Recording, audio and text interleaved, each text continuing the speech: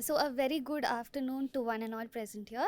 So we group 2 are here to present about the data breach at Equifax. So Equifax is basically a credit reporting company, and it has all the information that we discussed today. It has personal data collected from customers. So let's see how such a big company faced a data breach. So brief about the company. The company was founded in 1899. So the business is basically credit reporting. It is located in the United States but serves customers across the world. So basically, like any credit reporting company, it collects customer data, which includes their name, information about their income, employment, etc., and processes it, and also gives results regarding the credit worthiness and credit rating of the person or the institution. So we have heard about CIBIL. We have CIBIL scores. So this is very similar to that. And the company goes by the slogan that powering the world with knowledge through the data that it has. So the company has a gross margin of about 90% and serves about 820 million customers and 91 million businesses. So the company is divided into three basic business segments. One is the US information services. So this segment is basically concerned with collecting the customer data. So it has online information services, mortgage solutions, and the revenue that is earned is through the sale of the customer and credit reports of commercials. The next segment is the workforce solution segment, and this segment gets data from the first segment that I mentioned, which is the US information services. So the customer data which is sold to organization, so they generate individual employment and income history, and they also provide other services such as handling unemployment claims, employment tax credits, etc. The third segment is the global consumer solution segment, which provides credit monitoring and identity theft protection. Moving on. So we know that this company is like an information extensive company, and it has personal data of consumers. So it's very crucial for them to have a cybersecurity system in place. So the company has invested millions of dollars in cybersecurity measures right from 2005. And over 1% of their operating revenue is spent solely on cybersecurity measures each year from 2014 to 2017. Apart from this, they also had a cybersecurity expert as the CSO, the Chief Security Officer, and he basically works to modernize the cybersecurity practices in the company, such as the cyber defenses, and they also have a special squad. So they have a crisis management squad, which they keep running in rehearsing in case of any breaches. So with respect to the chain of command, they basically have two groups. One is the legal or the security group, and the other is the technology group. The first group, that is the security group, is headed by the chief legal officer, and he supervises the CSO, who's the chief security officer, and under him there are about 180 to 190 employees. And the other group is headed by the CIO, that is the chief information officer, and he directly reports to the CEO. So what is the relation between these two groups? So security group basically defines what has to be done, and the technology group is concerned with deploying the technology that the security team asks for. And the security group also has a security engineering function, and they provide ability to configure the software. So apart from this, they have multiple teams which are specifically working for cybersecurity. So one is the GTVM, which is the Global Threat and Vulnerability Management Team. So this team is concerned with tracking the threats in the IT system, and they have monthly meetings where they are notified with respect to any possible cyber threat that is there. The second team is VAT, which is the Vulnerability Assessment Team, and they basically run scans with respect to the vulnerability in the IT system. The third is the countermeasures. So this team is with respect to implementation. So they deploy the code designed to obstruct the exploitation with the ongoing vulnerabilities, which is identified by the GTVM and the VAT team. So we have seen that the company has extensive cybersecurity measures in place, but still they were exposed to a huge data breach. So let's see what are the vulnerabilities that they had. Moving on, Subisha will continue. So we have till now seen how much they have invested for cybersecurity and how many teams they have deployed for cybersecurity measures. But still, we have come across a breach in 2017, which was one of the world's most massive breach that we have seen. So I have a question for you. If a credit bureau's customer data is leaked, what is the privacy risk as an individual you can face, or what are the impact as an individual you can face? Like what can be the motive behind the attack? So There can be various uses of a personal data that a hacker can use it for. It can be just to to put someone into a ransom kind of situation, or it could be used for tracking purposes. It could be used if it is health related data, health expenses, or credit related expenses. It can be used to to bring certain kinds of threats that from a financial standpoint, from an insurance standpoint, from banking services standpoint. So it's a variety of ways in which that personal data can be used. you're absolutely right. So you have. uh, it can actually be used for like identity theft. So if a person has a good credit score, another person can use the same details to take a loan in the other person's name and then like not repay the loan, commit loan fraud. So the original person will now get indebted to this. So You are right. And apart from the reasons mentioned, it can also be directed for targeted ads, because almost all your financial data would be leaked if such a breach happens. Because when you go to Experian or Equifax or TransUnion Sibyl page, you go and enter all the data. For example, in Indian context, you would be entering Aadhaar, passport, driving license, everything. So it poses such a grave risk. So basically what happened is they had so many security issues and vulnerabilities. For example, it didn't start in 2017. It started from 2013 when many hackers could access the credit report data from Equifax. Then 2015, there was a technical error which was caused by some software modifications which publicly exposed so many consumer information. And in 2016, almost like 4,31,000 employees salary and tax data was publicly exposed, and this was even brought out by independent researchers. So in 2017, before this breach happened, there was something called Equifax Work Solutions, in which the employee tax documents were being freely downloaded by the attackers. So all this security vulnerability was not like uh, not brought into notice. It was known to them because there was a cybersecurity firm called Mandiant which warned Equifax about how its systems were unpatched and misconfigured. And it had also hired Deloitte to conduct a security audit, which also said about the several issues about its unpatched systems. Even cybersecurity firm called Science also quantified the probability of Equifax encountering a breach, which was about 50%. Another group called FICO, that is FAIR, is a group, also analyzed the corporate cyber risk to be 550 out of 3, which was a range from 300 to 850. And Big Sight Technologies, it gave F grade, that is the worst, for application security, and D grade for software patching. So MSCI's research team also gave 0 for privacy, and basically lowest rating of triple C for privacy and data security. So we'll go into what caused the data breach of 2017. So there was this was caused by Apache Struts vulnerability, and basically Apache Strut is an open source software which was used to build Java applications. It was widely used across banks and financial institutions, and it was and Apache, they got to know that there was a publicly available exploit in their system. So once they got to know, they want everybody who were using this application. So in this exploit, the attackers could add their own code to the web pages, even disable firewalls, install malwares, and even access servers, etc.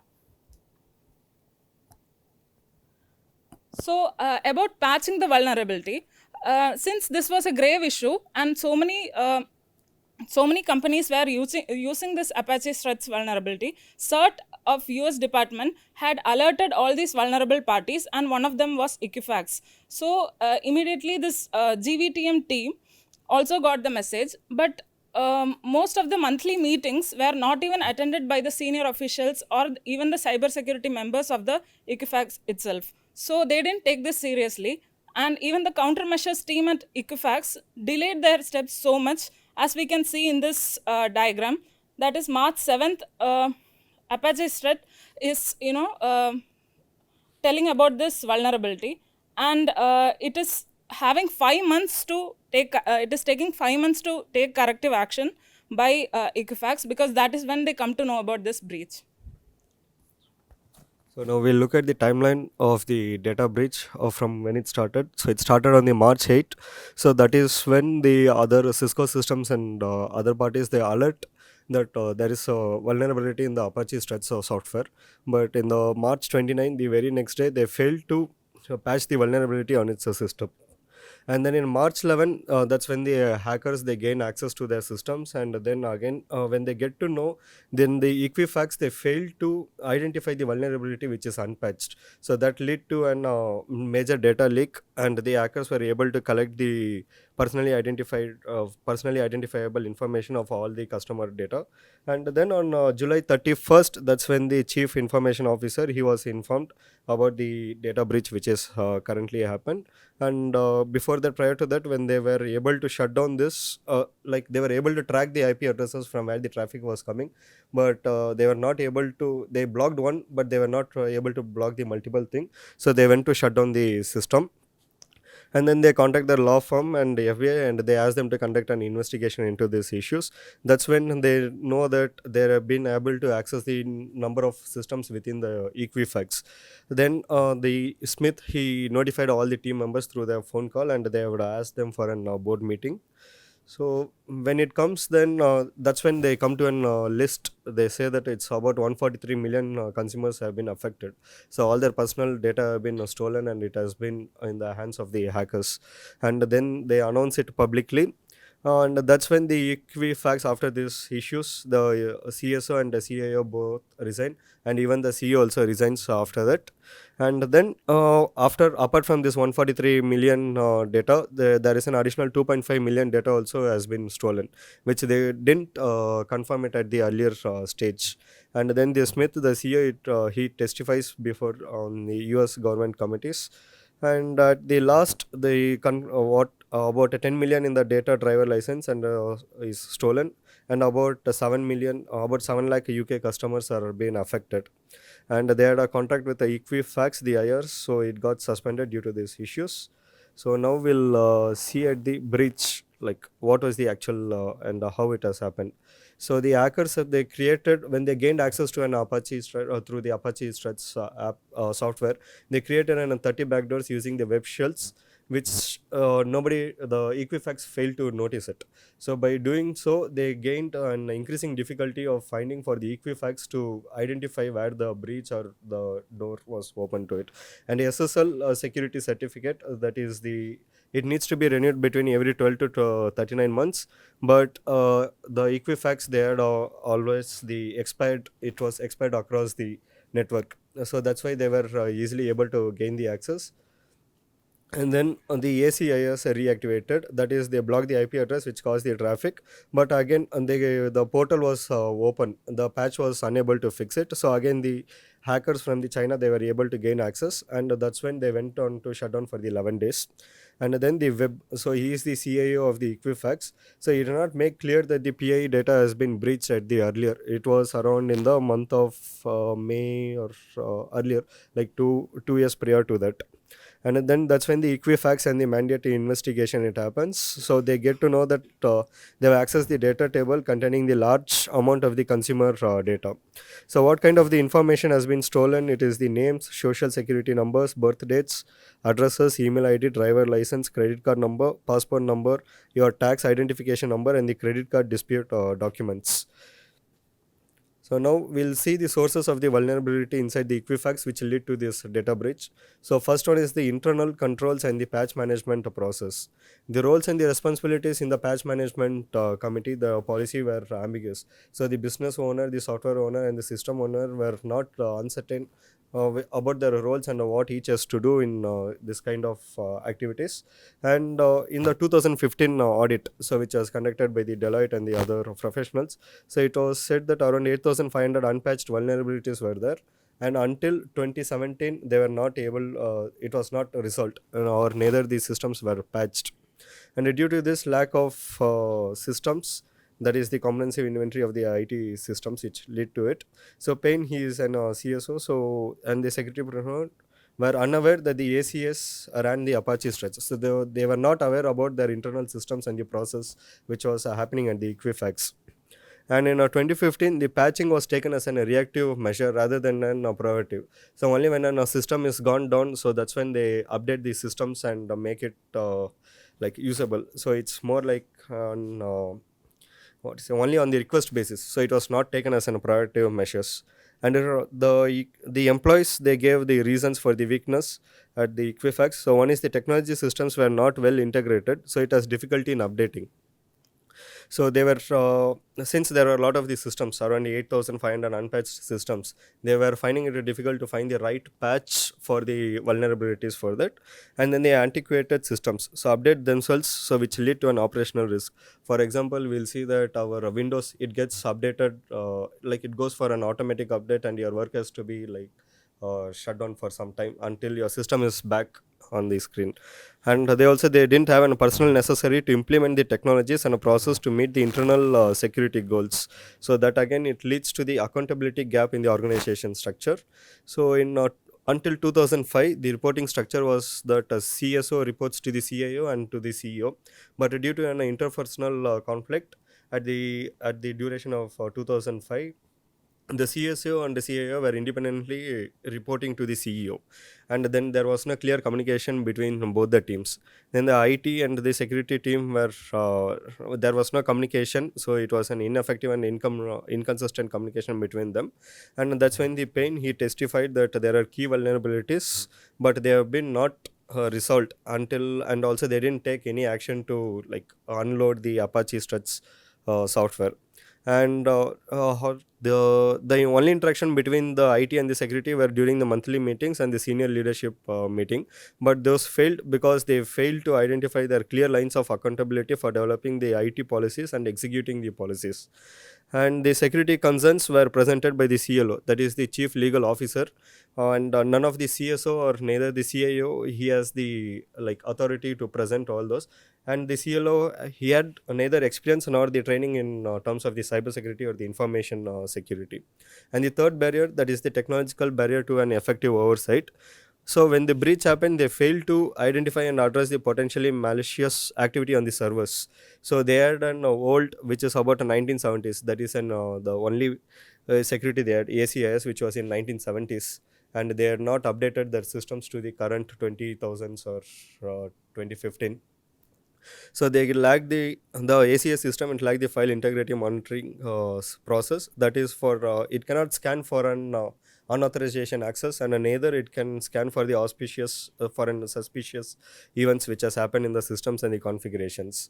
And they didn't according to the NIST documents, the Equifax should have a log data for about 3 months, but they used to clear their log data within 30 days, and they were not able to track or analyze any of their breaches which could have happened in the past, and so that they could have taken an preventive measures. And neither they didn't have a process for an ensuring an SSL certificate were up to date throughout the organization. So as we have mentioned, so it was an outdated system.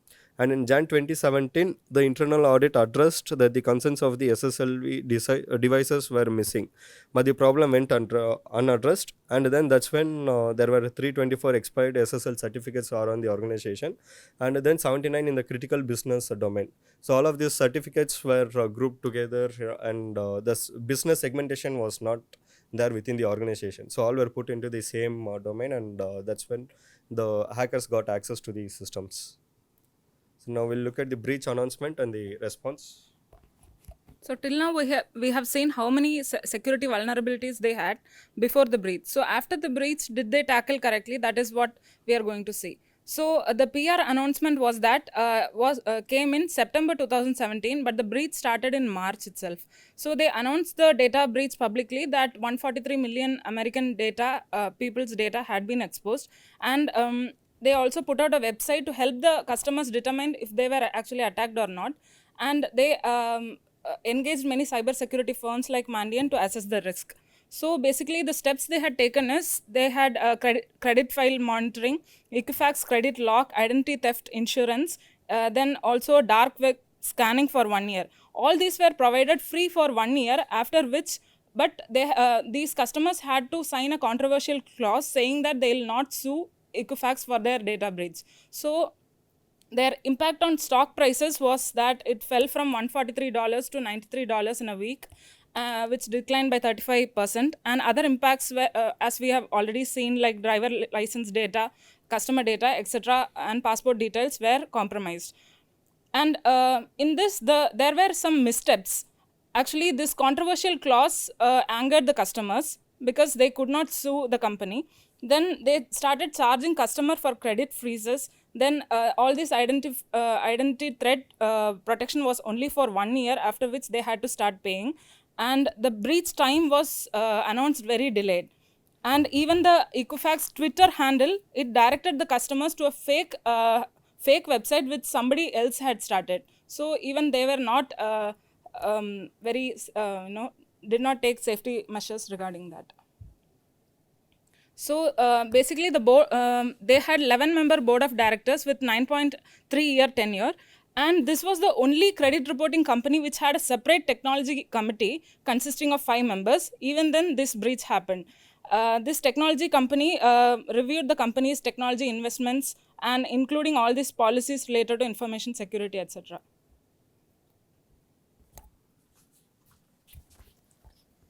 So, having seen how severe the impact has been, let's see what the fallout was.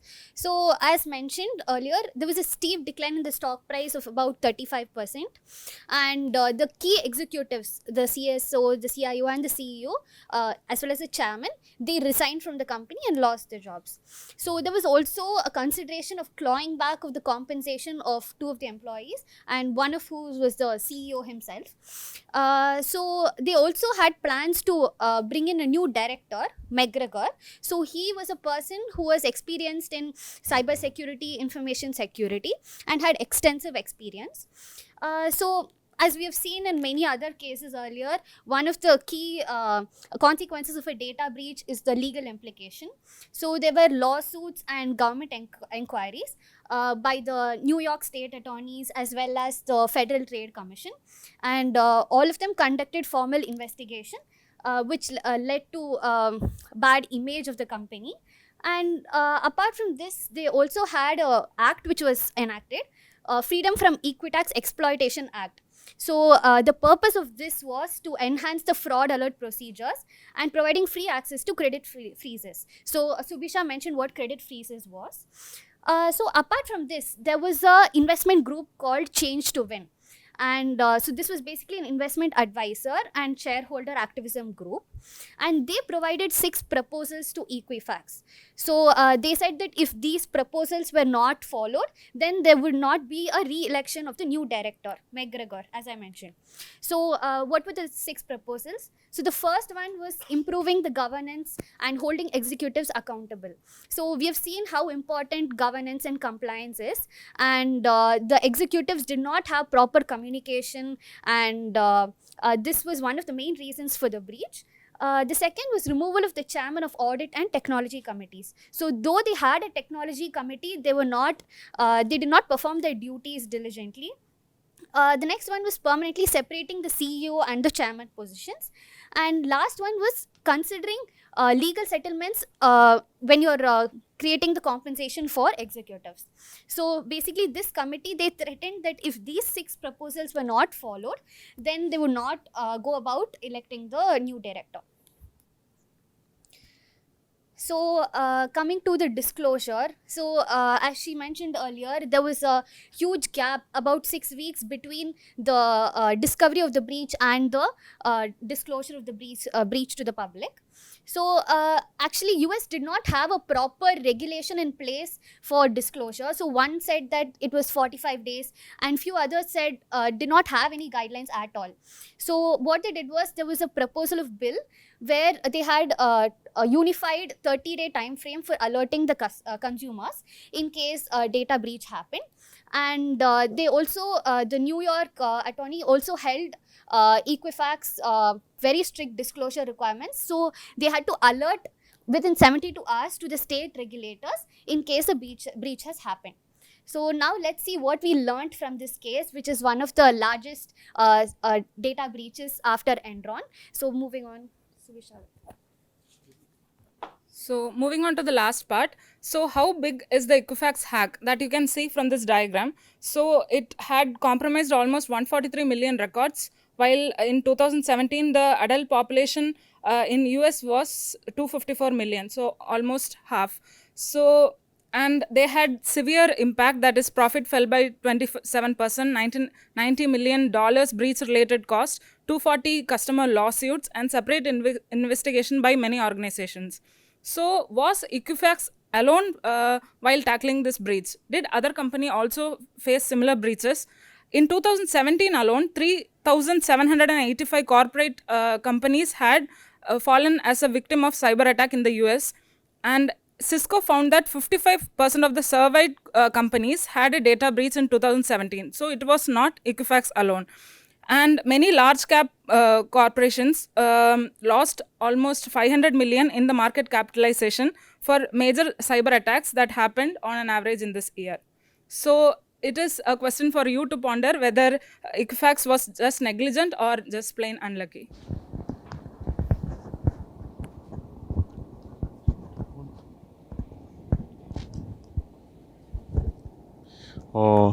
Based on the details you pointed out, I guess it was a pure negligence from the Equifax too, because as there were many security lapses, like they were using outdated services, and lots of, even their Twitter handle was not up to, it was directing to a different site. So I guess it was a negligence from such a big corporation, and which is handling such a sensitive data. You are absolutely correct.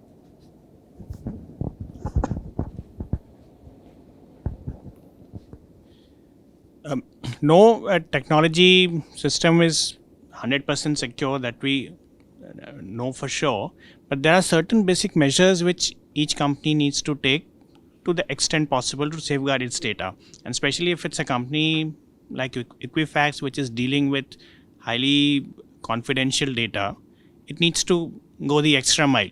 But there were gaps, like patches in the system were not put in place, security certificates had expired which could not detect the data packets which the hacker was taking out of the system.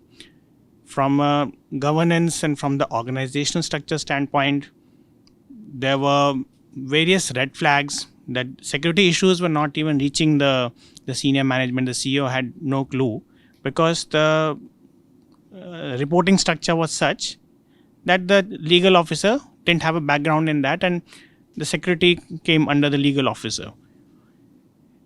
In 2013, there were many exits. The CSO had exited. There were a lot of exits in the security department, which was again a red flag, but no one really looked into it. So there were a series of issues which the organization didn't address, which would be classified as negligence. Those measures should have been taken, but even then the attack could have been there, but various measures on this front, segmenting of database, etc., could have helped minimize the impact. You're absolutely right. There were so many red flags. Like CERT had pointed out what the vulnerability was, and they had to patch it within 48 hours, but they had not taken any impact, any measure. And also the meetings, who had attended, who had not attended, even they didn't have a log of that. So yeah, but I have a different view. See, as you pointed out, Equifax was not the only company which went through cyber attack. The point is, we are doing this analysis post hoc. Okay? Having all this happen, we have a lot of information. But when a company is on its business, okay, keep in mind that Equifax is not a technology company. Its main business is data. Okay, actually, customers are the suppliers and also customers. In a business like this, so customers bring the data, and customers are given information. So that is their business.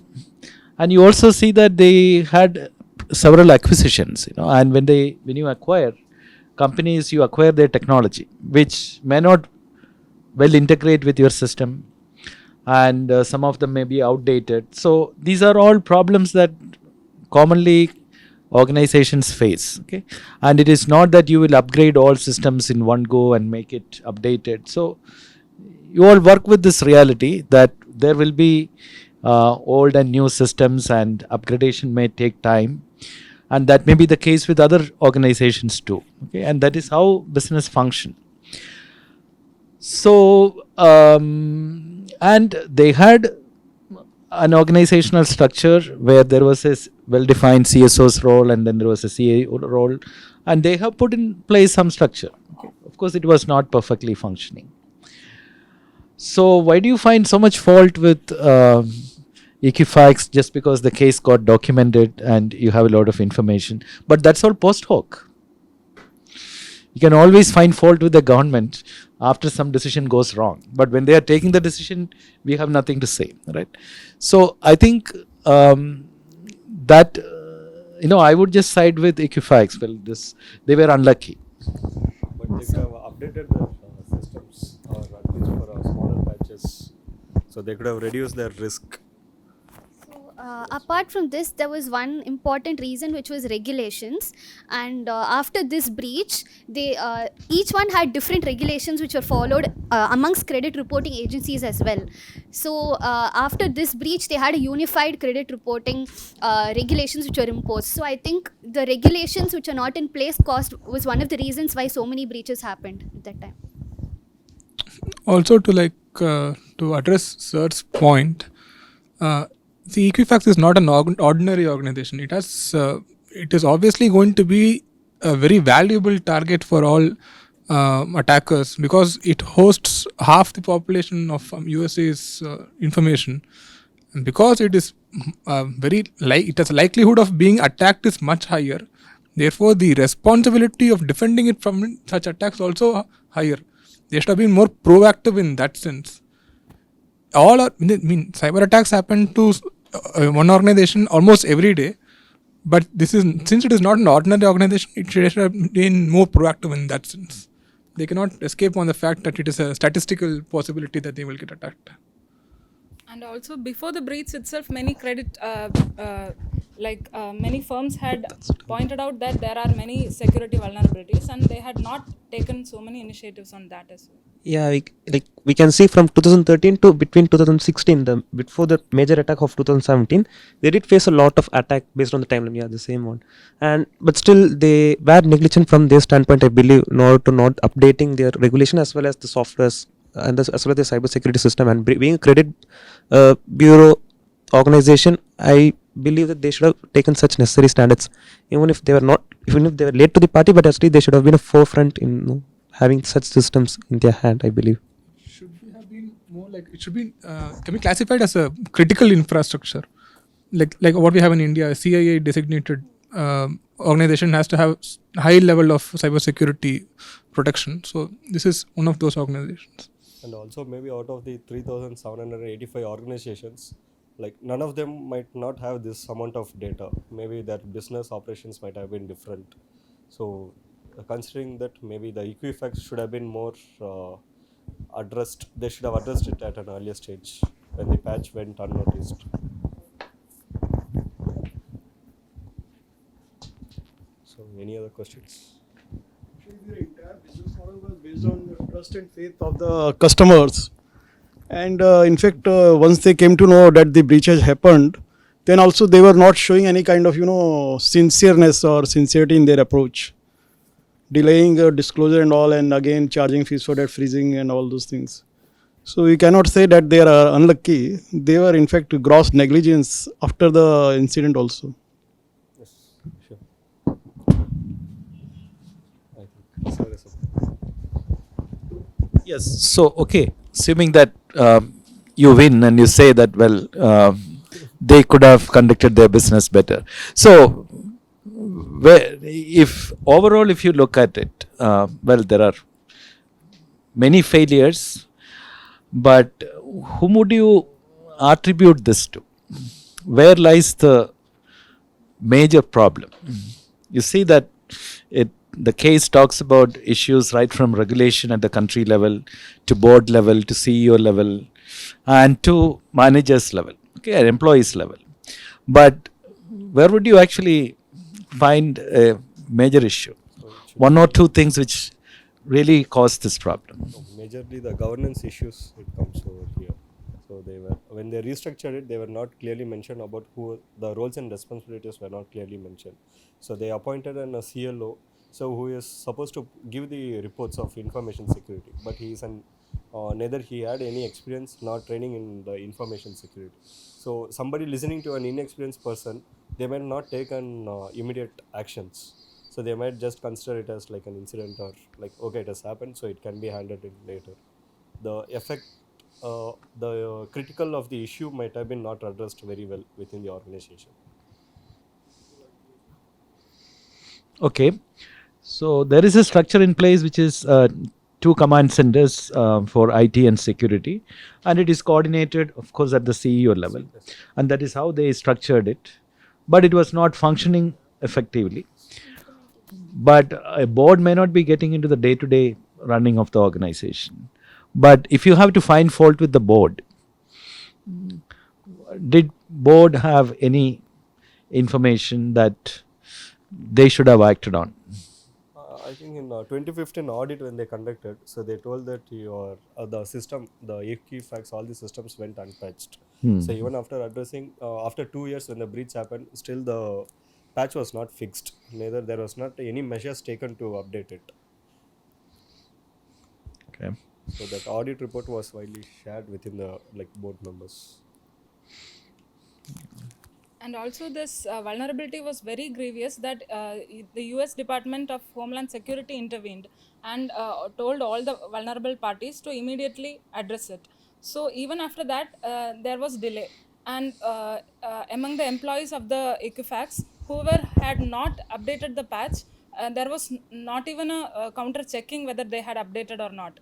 And in March this happened. In April GTVM meeting, they did not even address this issue again. They didn't ensure if the March breach was addressed or not. So there was no proper implementation, even though they had invested so much for all these measures. So this case has become a case of corporate governance, basically, right? Or enterprise risk management. So as you say, there was inputs from the government and also independent agencies which rated the cybersecurity level of Equifax as very low, right? A CCC for cybersecurity, and that is a publicly available document. So what is the role of independent directors? Basically, in a board meeting, your role is to ask questions to the management. Why is the security rating so low? Okay, that is, of course, a governance issue. Okay, governance, you need to monitor how systems are performing and ask questions. So there is at least two things that I see as very striking as governance failure. One is that the directors or the board did not even react.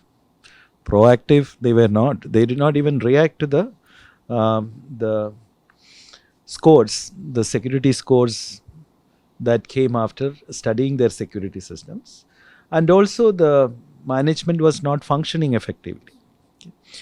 So there is obviously a problem there which is related to governance, okay, corporate governance issue.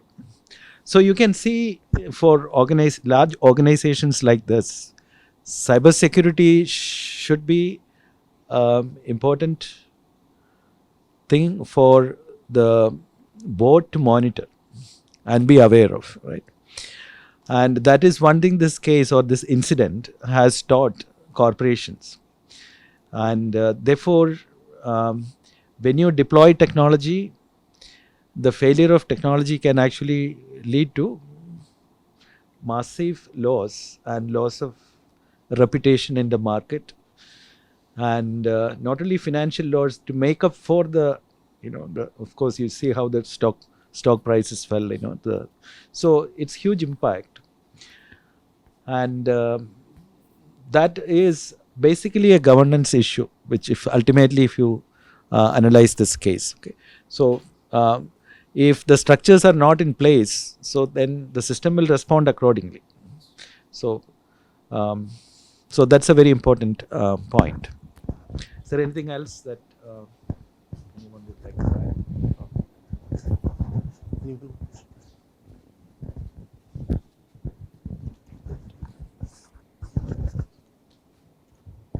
All right. So we will conclude this case. We see that cybersecurity is not a technical. It's not just a technical issue, but it's a corporate governance issue as well. So that's the way it escalates, or you can see it becomes for large organizations. Okay, and it also touches on need for regulation. For example, in how many days it should have been reported.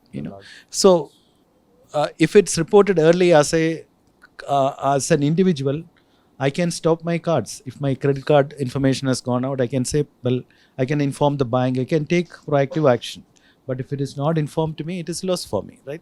So, and there should be a clear regulation from the government. So that's what we see, how different is GDPR, okay, in terms of making this as part of regulation, making it mandatory, okay, for all countries in the EU.